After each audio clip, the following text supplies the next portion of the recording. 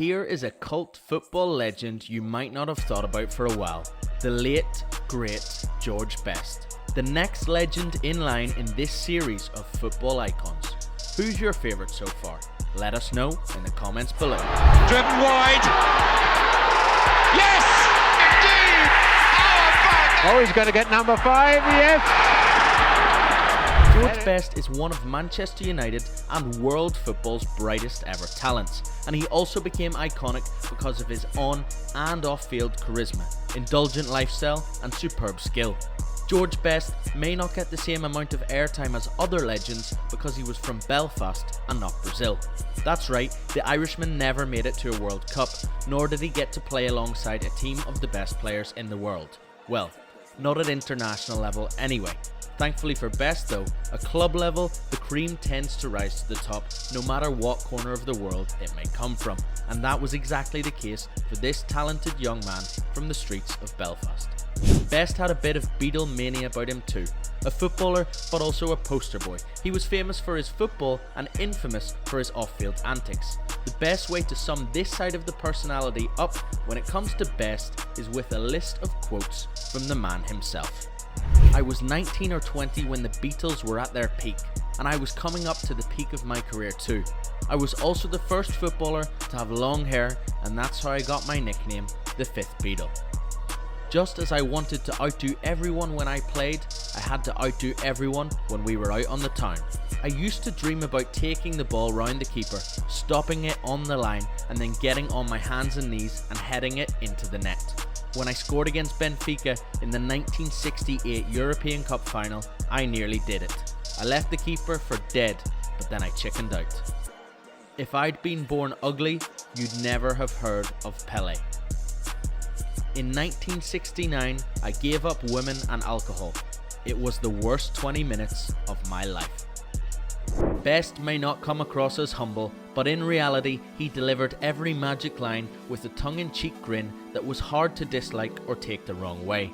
In his quote referring to Pelé, he basically suggests that he would have been better than the 3-time World Cup winner had his good looks not attracted so many suitors to distract him from his football. Yet, he is also being quoted calling the Pelés, Cruyffs and Maradonas of the world the best that there ever were.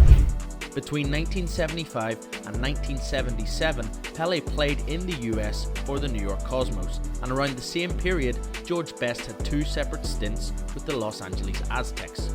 You could tell they got on well when they came up against each other, and Pelé would go on to talk about his old friend Best more in his 2006 autobiography. "We became friends," he said. "I got used to him winding me up every time we met." Best teased Pelé for not smoking or being as good as football as him. "I got used to it," said Pelé. "I got used to joking back with him too. I was certain he wasn't European. He certainly didn't seem it. He had Latin blood in his veins." Great tales, quotes and images give you an idea of the popularity of Best even amongst the elite of world football. And of course, that was all backed up by a long and successful career on the pitch that included 2 First Division titles for Man U and of course, that famous European Cup trophy in 1968, the first ever to be won by an English team. Best also scored and assisted for fun and won tons of individual prizes. In 1968, Best etched his name into the history books as he won the Ballon d'Or and joined an elite group of the best footballers of all time. In England, he had won the Player of the Season and League Top Goalscorer awards, and even in his retirement, he received accolades like being voted into the PFA English League Team of the Century. He was also voted the 5th best player of the 20th century in the FIFA Grand Jury vote. Best grew up in the Craigie Estate area of East Belfast. He had 4 sisters and a brother, and like Best, his mother had her struggles with alcohol, and she would sadly pass away at 55. Best grew up following Wolverhampton Wanderers and local side Glentoran, but grew frustrated in a school that focused on rugby union instead of football. So much so that he switched schools the first chance he got. Despite being academically gifted, all he wanted to think about was football. Best's first steps into becoming a pro were incredible. At 15, he was scouted whilst playing at home in Belfast. The Man U scout who discovered him wrote to Sir Matt Busby saying, "I think I've found you a genius." He wasn't wrong. However, Best's rise wouldn't be a simple one. He set sail for England, but after just 2 days he returned to Ireland. He would later return to Manchester and at 17 years of age make his senior debut. During the 1963-64 season, Best really impressed Busby and cemented his place in the United first team, still just as a teenager. Best had previously been turned down by local clubs for being small and skinny. He was then targeted whilst playing for United. As though he was technically brilliant, he was yet to become a physical presence. Matt Busby tried to prepare him for this by ensuring his own teammates went rough on him in training. In the long term, this served Best well, as he soon made a reputation for dancing around even the fiercest opponents when they tried to chop him down. He became a household name at just 19 across Europe when he scored a brace in a 2-0 win over Benfica for Man U in the European Cup semi-finals. A legend as great as Eusebio was on the pitch that day, but he was outshone by a scrawny teenager from Belfast. Best would go on to form part of the attacking trio known as the Holy Trinity. This front line included Best, Dennis Law and Bobby Charlton, and they were the late 60s answer to Messi, Neymar and Suarez. Untouchable, they won in England and in Europe and gained a reputation as the finest in the world.